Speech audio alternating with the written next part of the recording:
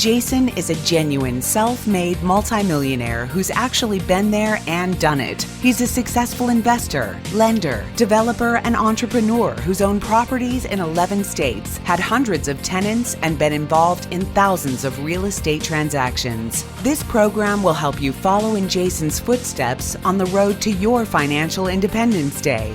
You really can do it. And now, here's your host, Jason Hartman, with the complete solution for real estate investors. Welcome to episode 1634. Thank you for joining me today. Okay, I do have an announcement because today is the day we announce our contest winners. Yay! Okay, so congratulations, first of all, to the two winners. Remember, we have two people in our New Year's Goals contest that win $500 each, $500, cold hard cash. So we will reach out to you, or you can reach out to me and give me your PayPal address, or if you need a good old-fashioned check, we'll send you a good old-fashioned check.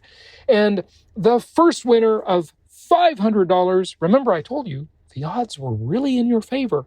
Not many people enter these contests. This is not a big contest, okay? The first winner is Jordan Miller. Jordan Miller wins. I had a mentor in college who told me to always be thinking about the next step and to never be complacent or satisfied where you are.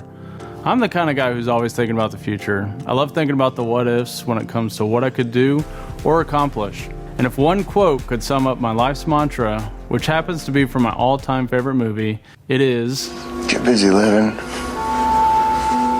get busy dying. After college, I was a sponge for seeking wisdom, and I subscribed to a ton of random podcasts. Luckily, one of those was Jason's, and I fell in love with the idea of my financial Independence Day. $500 for his great video. Congratulations to him. And the other $500 winner is Ashley Marie Slater. Hello, Jason. My name is Ashley Marie Slater, and I am from rural upstate New York. I'm an opera singer, and for the past few years, I've been working on cruise ships, bringing great classical music to the people on board. It's been really devastating not to be able to sing and share music with people. And recently I started trading my time for money working at a local warehouse. But the silver lining in all of this is that while working, I was able to listen to audiobooks and the like. And that's when I discovered you and your podcast. And Jason, you have been educating me. You have been inspiring me. Ashley, congratulations. You have won $500. And guess what? We didn't promise it. It wasn't part of the contest, but we had 4 other runner-up videos, and we're going to give all of you $100 each, just for fun, because, hey, you know, there's an old saying, I think it was Mae West, that old character who had this great saying. She said, money is like manure. It doesn't do anybody any good until you spread it around a little bit. So we want to spread the wealth. And we're giving 4 others, we'll call them semi-finalists. That'll be Himank, if I'm pronouncing that correctly, and Himank Gupta, Spotless Tomorrow, that's the handle, and Jerry Maitland, and Stephen Bartolotti. You all get $100 each, so congratulations on that, and thank you for submitting your videos, and thanks to all of the rest of you who entered. We really appreciate you entering the contest. And if you're already in contact with an investment counselor, just reach out so we can get your information. Ideally, we'll send you the money via PayPal, and we just need your PayPal email address, or we can send you a good old-fashioned check, or actually Zelle. We can use Zelle as well. So any of those ways will work. If you don't reach out to us, we will reach out to you. And congratulations, you've got stimulus money coming your way from us, not from the government. So it's on the way to you. Let us know. I got a lot of great feedback on my End of America episode, which was on the YouTube channel while it lasts. You know, it may be censored at any moment, folks. It may go away. You never know. It may go away. It may go away. But it is on YouTube as I speak. so you can see the visuals that go with it. But of course, on Monday, we also played that episode as a podcast. We do that occasionally. Sometimes there is a little bit of crossover, sometimes not. Sometimes we have stuff just for one channel or the other, and it's not on both. But occasionally we do some crossover. So if you're wondering why I sound different, maybe it does sound different, I am in the car because I have some internet problems at the homestead today, and had to come and jump in the car and get a public Wi-Fi connection. Yes, we are so dependent on this technology and these ugly, evil tech companies that are shutting down the whole world. By the way, speaking of a little censorship update, well, we'll get to that in a minute. First, I want to talk about bubbles, and then we have our guest. But I'll get back to the censorship update because Big Brother is not only watching you, Big Brother is controlling what you say, what you hear, and what you can think, and they are memory holing you so that some history will just never be known because you can't hear the dogs that don't bark. Okay, so let's talk about bubbles for a moment. So throughout history, there have been bubbles. Of course, one of the most famous is the Tulip-Mania bubble from the year 1619 to 1622, and you all heard about that. It consumed parts of Northern Europe, and wow, it was absolutely staggering in its multiple of original price. And that's how you measure a bubble. You know, what was the value at the peak of the bubble versus the start of the upswing? What was the multiple of the original price? And then, of course, U.S. stock bubbles, Chinese stocks, oil, more Chinese stocks. Oops, I lost my page here. I'm reading this on my little spare laptop in the car, so forgive me on that. And so there are all these different bubbles.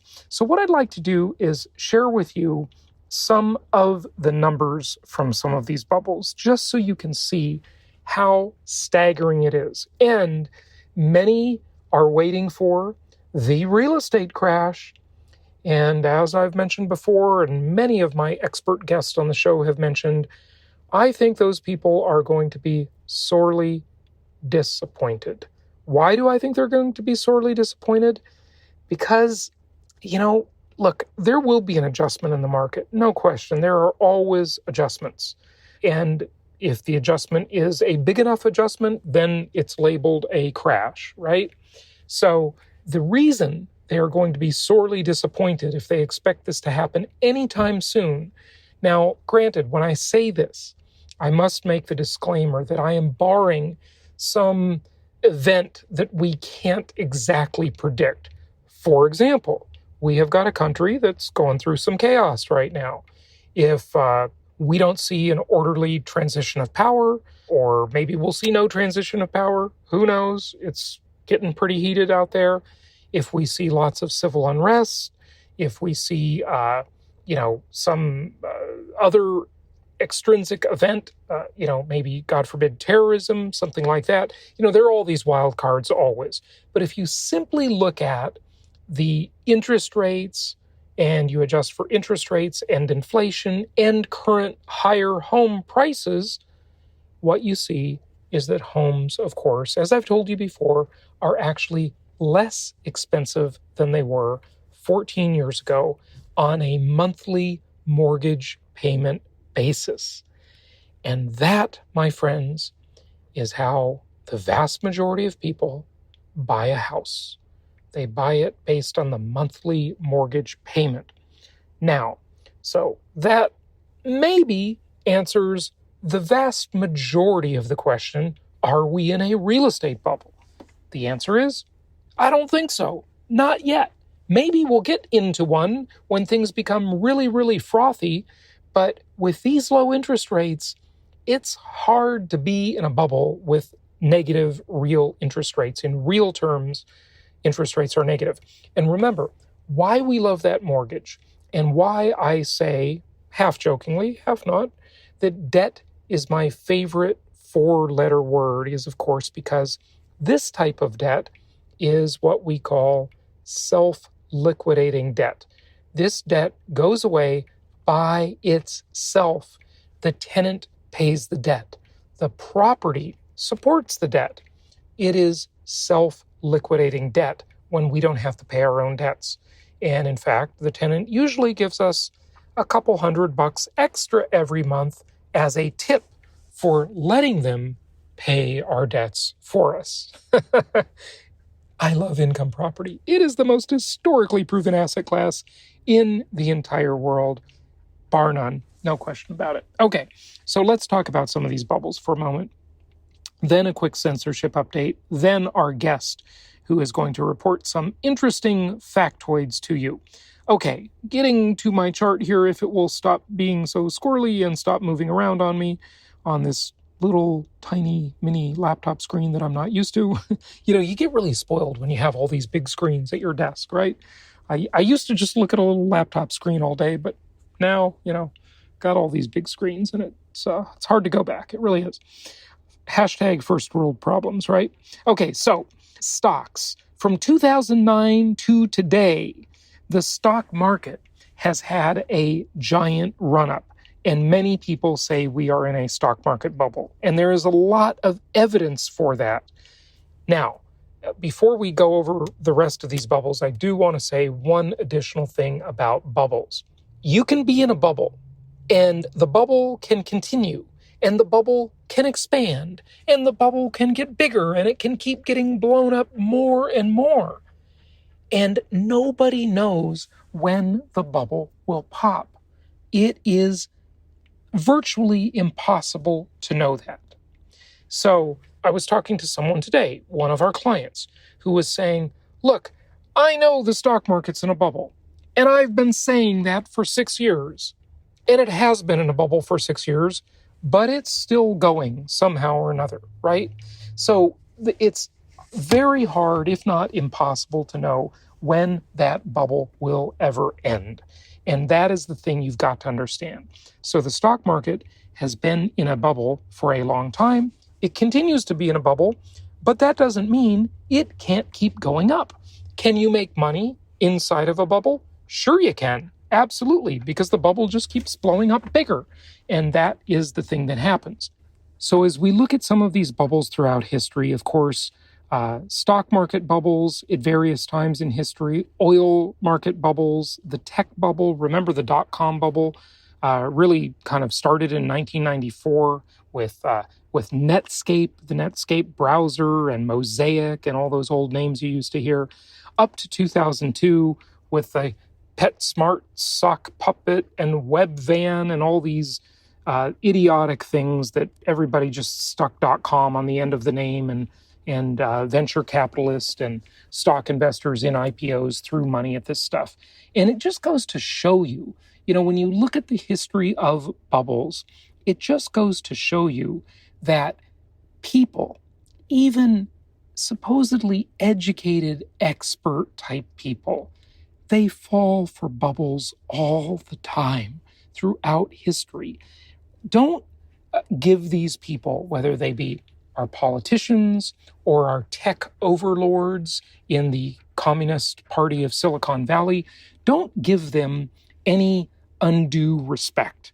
Just because they're rich, just because they got elected to office, doesn't mean they're smart. In fact, many times it's the complete opposite.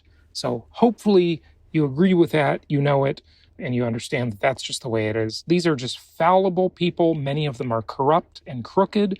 Many of them are just downright evil, as we see with the censorship war going on, which has just taken on new heights. I mean, that's a bubble, right? That's a bubble. That's another type of bubble.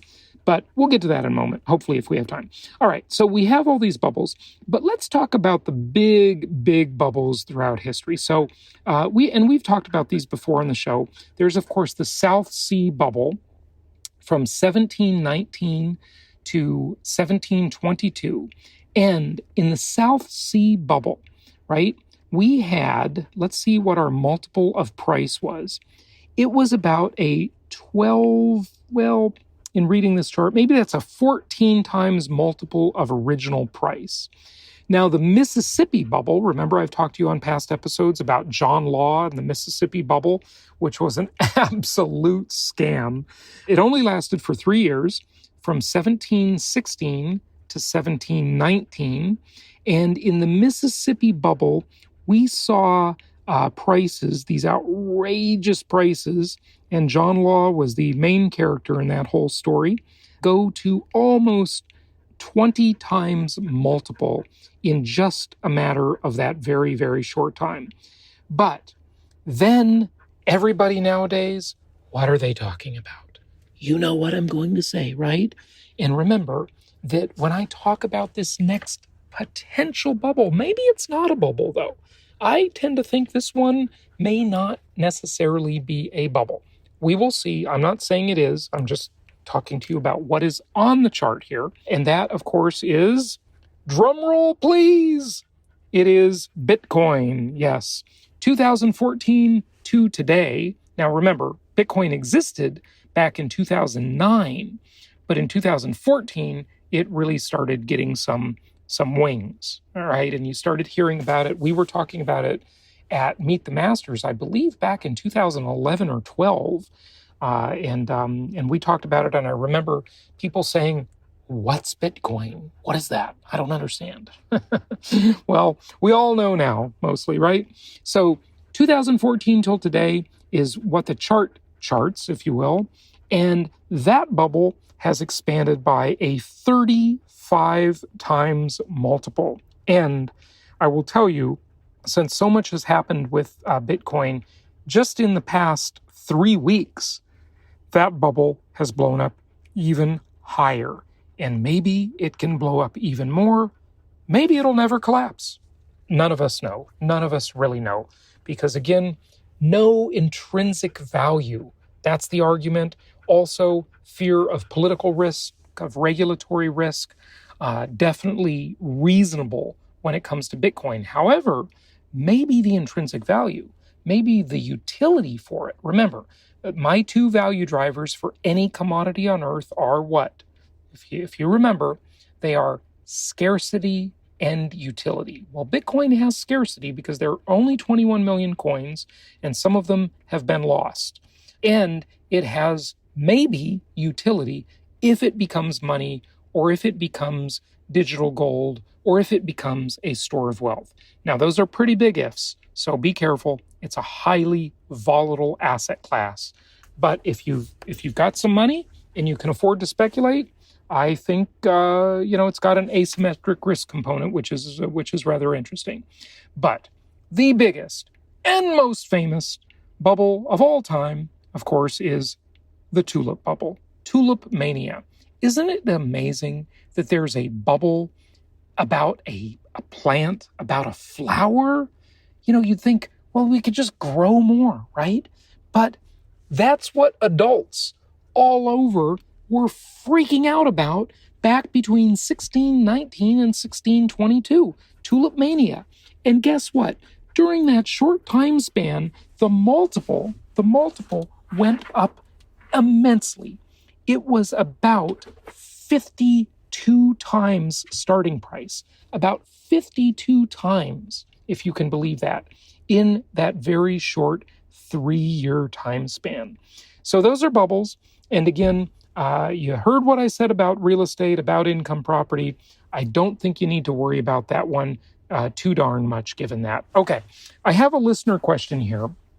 Jason, how does depreciation get unwound? Say I'm reaching the age where I no longer want to be involved in real estate. I start to sell some of my properties without doing a 1031 exchange. How does the depreciation work upon sale? Similarly, we moved out of a house, rented it out, and have been taking depreciation. But now we may be moving back in. Was depreciation on the house a mistake? Well, it was a rental. And that comes from Chad. Chad, thank you for the question. It's a fantastic question. And first off, I want to make my usual disclaimer that you've heard me make many times. Tax law is complicated. I am not a tax professional. I can give you the basics with which you use those to talk to your tax professional. But some people will have a rental property that they will actually move back into and turn it into a personal residence so they can get the personal residence deduction upon sale. And I think the rule is 2 out of the last 5 years. If you live there 2 of the last 5 years, I think you will qualify for that. But just double check me on that. And some people do that. Now, if you don't do that, and you don't do a 1031 exchange, and if you don't do the special super wowie unique program that I did 2 podcast episodes on previously, which is a unique program, and that is basically a way to monetize an installment sale of the property where you can lower your tax bill. So check out those prior episodes on that. It is a unique strategy for sure.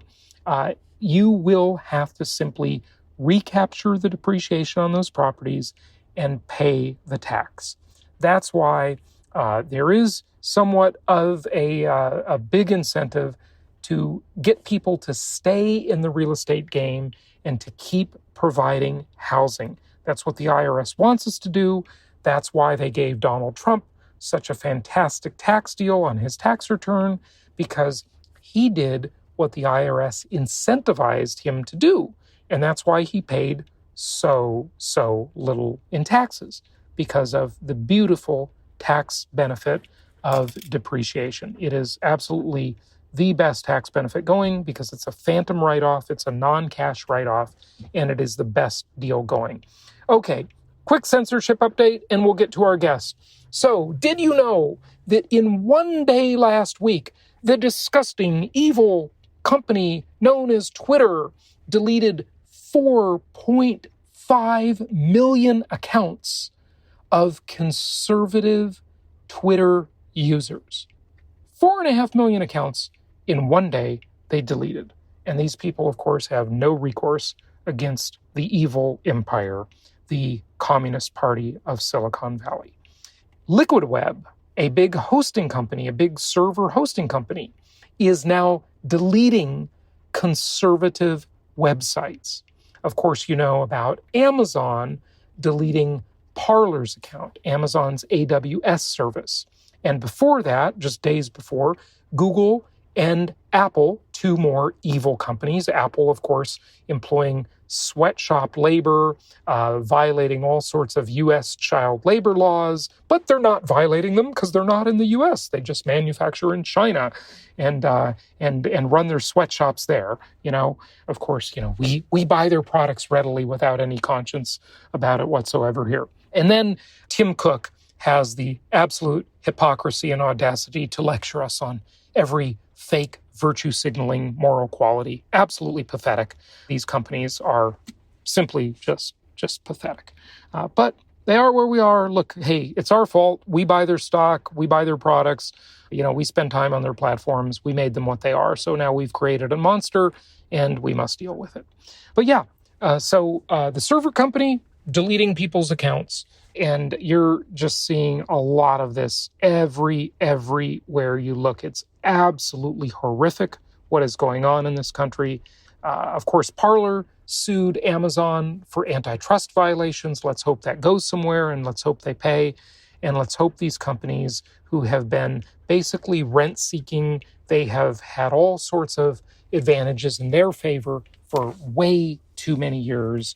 And it's time to make them operate like normal companies with normal profit margins. There ought to be laws that they have to answer the phone and provide due process to people, and they can make normal profit margins like other businesses. That's how they should be. And if you think these companies are big employers, they're absolutely not. These companies are the worst employers because they automate everybody out of a job. So if you look at the market cap of, say, Apple or Google or Facebook or any of these companies, Twitter, same, the market cap per employee, it's absolutely astonishing. Compare that to the market cap per employee of, say, the New York Times, which is a normal, reasonable market cap for a company per employee. You'll see that these employees or these companies employ almost nobody compared to the billions of dollars they are making for their founders. It is absolutely atrocious and ridiculous. And without further ado, let's get to our guest. It's my pleasure to welcome Logan Ransley to the show. He is coming to us from down under New Zealand, not Australia, no, Auckland, New Zealand, beautiful place. And I recently saw a report that they published.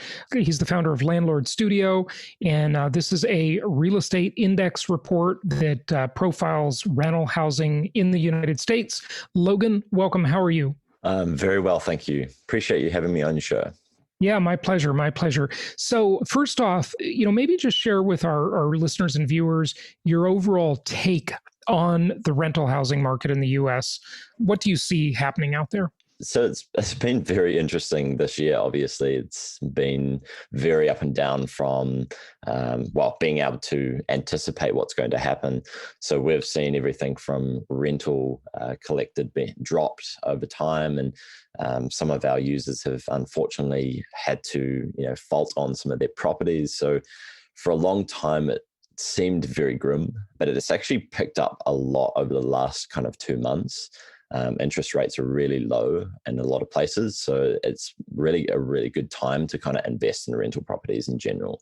And when you say for a long time, it seemed very grim, you're talking about, I'm guessing, lockdown quarantine time, which was really only a few months. That was not a long time, but it seemed like a long time to some, I know. Yeah, I think that for most people, it felt like this was going to take a long time to get through. Right. It felt like this lockdown thing was just going to last forever. But right.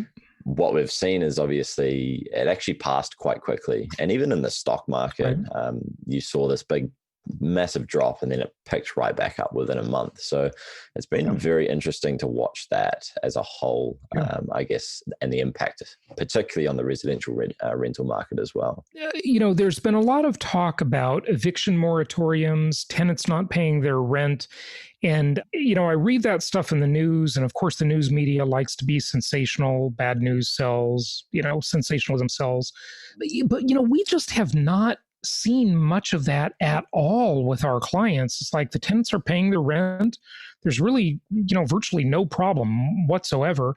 But I'm guessing in some areas of large institutional properties, apartments, lower end workforce housing where there's, higher unemployment rates in like the service sector, I'm guessing there you do see a much more significant problem. I mean, our clients are doing single family homes. It's a real different market. What do you think? Yeah, it's been really interesting from this perspective, because what our data is showing on our system is that, although rent is being collected, it's taking a little bit longer. But it's kind of going against this whole idea that's being shared through the media that there's mass evictions happening and people are losing their jobs and they can't pay the rent. In some cases, that might be the case, but overall, as a kind of aggregated and looking at our data, it's not the case. And the reasons for that may potentially be because the types of people that were affected might be in professional jobs, etc. They've got a steady income, they can work from home, etc. They can still pay the rent, but it might just be taking a little bit longer. Sure. And, the other part of it is we blamed the news media a lot, but really we ought to just blame Google and the way the search engine world works. It's really the way search engines work, because clickbait is how you get views on a YouTube video or listeners on a podcast. When you do a headline that says, mass evictions, mass wave of evictions coming, mass foreclosures coming, those things get the clicks. That works. I mean, it really does, because humans in general have a bias toward that kind of news. We all want to see sensational things, but the reality is just quite different, and it's pretty amazing. Why don't you share your screen with us and go over some of your report? You've got some graphs and charts, right? Yeah, for sure. So I'll just share my screen here. This is our October version of the Residential Real Estate Index report. It's quite short and concise. What we do is we take around 10,000 active leases in the US and we aggregate it anonymously. And what this allows us to do is really piece together some of these trends that are happening. In this case, we've chosen rent collected. So that's landlords actually logging payments in our system. What some of these graphs are showing is that, there was a dip in terms of percentage of rent collected, like the completed rent in that period where we had lockdown and when COVID kind of hit in full force, but it actually picked up really quickly afterwards. What this is actually saying is that for that first month, we may have had quite a large impact, but that could suggest that, the market as a whole was there was a lot of kind of fear, and I guess people didn't really anticipate what was going to happen. We kind of picked up to a bit of normality as the year went on. So in May, June, July. Okay. And by the way, for those not watching this and only listening to it, I just want to tell them what that chart basically shows. Basically, we're looking at a chart here that shows a dip in April and then coming right back up way above that to, 80% type level, by September. Yeah. So essentially what this is saying is, although rent's taking longer to be collected, it's still being collected, which suggests that, these mass evictions that some of the media is talking about isn't actually the case in this case. Okay, good. What else should we know? That's really interesting because we've spoken to a lot of our users and we were really interested to see how they responded to this particular, these circumstances. And many of them had obviously been affected by some of these late rent payments, but we wanted to kind of dive in to learn a little bit how they handled the communication with their tenant and particularly how they retained their tenant so that they didn't end up with a vacant property. It's the kind of information that we learned from our users was, I know, fairly standard around how they handle these comms. They set up contingency plans. They communicated with the tenants. They set up payment plans so that, the tenants could pay it off over time if they were impacted. But I think the biggest kind of lesson we've learned is how that you should be prepared for circumstances like this, particularly with just some money in the bank so that you can actually float these rental properties in the case of a pandemic like this. Right. Yeah. Well, this was an event nobody was really expecting, that's for sure. But it's here, and I think everybody has learned a lot from it, and will be much more prepared in the future. So on the decrease, I'm looking at your graphics again here. You show an April decrease of 3%. And an October decrease of 2%. What do those numbers mean? Do you want to share your screen again? So what this is saying is that when that COVID hit and the lockdown hit, we basically had a big decrease in terms of the total completed rent payments after a specific period of time. So we are looking at this trend over a 28-day period. And this is saying this is how much in terms of a percentage rent is being collected after that 28 days, which is 28 days after the rent is due, essentially. So the rent might be due on the 1st, but we're looking at this over a kind of the month period after that to see actually how long and I guess the percentage of completion over that time. So what this is saying is that, approximately, and the normal kind of rate is around the 75 to 80% completed by the end of that 28-day period. So we have to divide up by the class of housing, of course. We talked about lower priced workforce housing. We talked about apartments versus single family homes. But what we didn't talk about is high density urban areas versus suburban areas. And suburban areas are faring very well. In fact, they're gaining in pretty much every way, as the urban areas are hurting and suffering. Yeah, for sure. Yeah, so this statistics is taken off kind of a broad range of different rental class groups across the US, particularly from key states like Texas, California, New York, etc. We don't specifically go into individual areas as such, but it really just gives you a good idea about what's happening at a high level across all the different types of rental properties in the marketplace. Okay. And go ahead and scroll down there if you would, and let's look at some of the other stuff. So there's the rent completion. Okay. That's the number of days it takes to completely collect that rent in the survey, right? That's correct. Yeah. So basically what we're saying here is in March, there was 12 days in order to, over the entire data set, there was 12 days in order to reach 70% completion. And then in April, there was 19 days. So it actually took longer once we went into April. And then as we hit May, it kind of decreased again. And then over time, it decreased further. The really interesting part was when we got to October, which then it started going back up again. And these were just all kind of related to different trends that were happening in the marketplace at the time. And also very much directly related to the COVID impact and what was happening on like a nationwide kind of scale. Okay. And in the final part of our report, this is just really a summary of, I guess, from our perspective of why we're seeing these trends. So particularly in this report, it was about comparing it against what the media was saying in terms of the evictions that were happening, and then comparing it really to what was happening on our own data set. So from our perspective and from what our data had been saying is that, you know, although the media was reporting these things, actually it wasn't the case, because essentially what was happening is that although rent was taking longer to be collected, it was still being collected by landlords. Yeah. Okay. So just to wrap it up for us, if you would, with just your overall take on the market, where you see it going, just any other thoughts you have on the rental market, but feel free to speak to this sale market too. And, you know, I guess that would, you know, on your platform, that would be, are people adding units to their portfolio? Are they growing their portfolio size? Are they shrinking their portfolio size? You know, that's in my opinion, a proxy for optimism or pessimism in terms of the market outlook.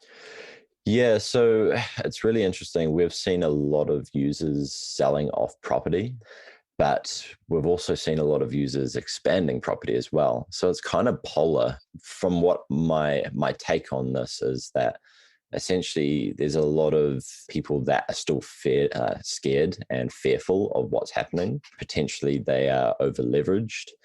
Well, they also might need to raise cash. For example, if they're unemployed, they might need to cash out of the property.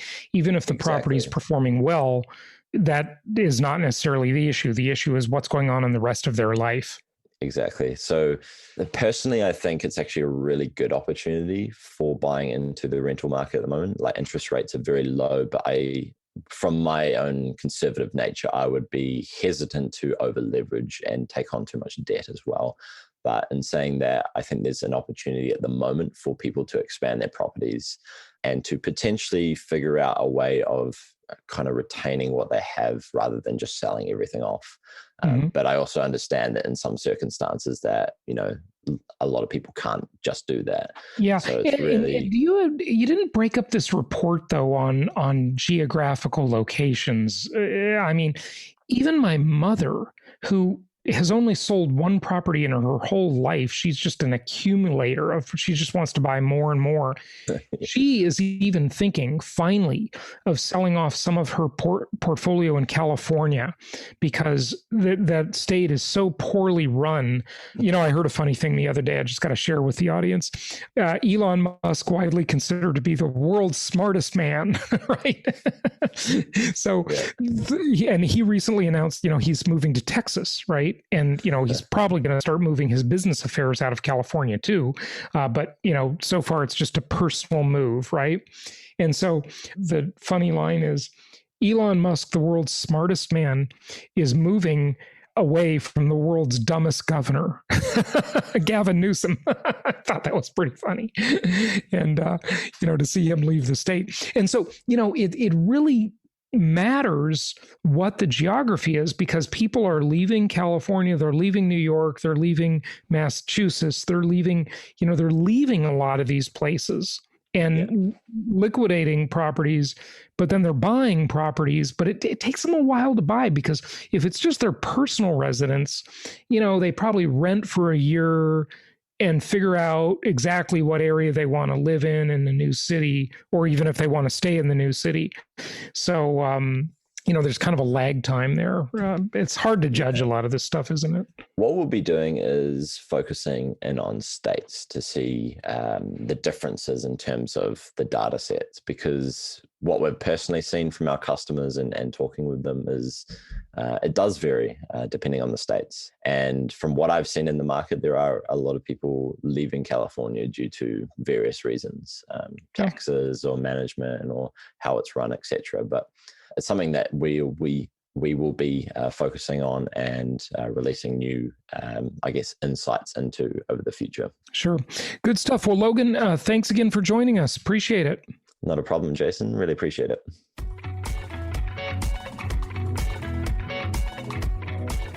Thank you so much for listening. Please be sure to subscribe so that you don't miss any episodes. Be sure to check out the show's specific website and our general website, hartmanmedia.com, for appropriate disclaimers and terms of service. Remember that guest opinions are their own, and if you require specific legal or tax advice or advice in any other specialized area, please consult an appropriate professional. And we also very much appreciate you reviewing the show. Please go to iTunes or Stitcher Radio or whatever platform you're using and write a review for the show. We would very much appreciate that. And be sure to make it official and subscribe so you do not miss any episodes. We look forward to seeing you on the next episode.